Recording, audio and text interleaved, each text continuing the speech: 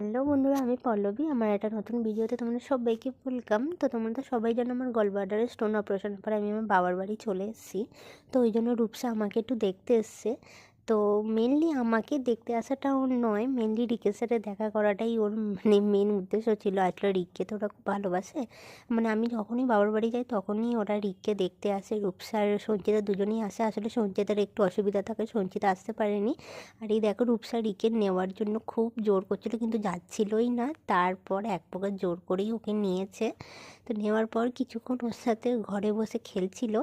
তো অনেকক্ষণই প্রায় ছিল, একটু খেলছিল, গল্প করছিল, তারপরে একটু কান্নাকাটি করছিল বলে মা নিয়ে নিয়েছে। তো তারপরে মার সাথে একটু রূপসা গল্প করছিল, কারণ মার সাথে অনেকদিন পর দেখা হয়।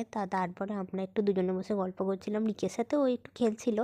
তো তারপরে তো মা ওকে একটু মিষ্টি দিয়েছিল। এখানে বোনও ওর সাথে গল্প করছিল। তো গল্প করতে করতে অনেকটাই রাত হয়ে গেছিলো। তো তারপরেও বাড়ি চলে গেল। তো আজকের মতো টাটা।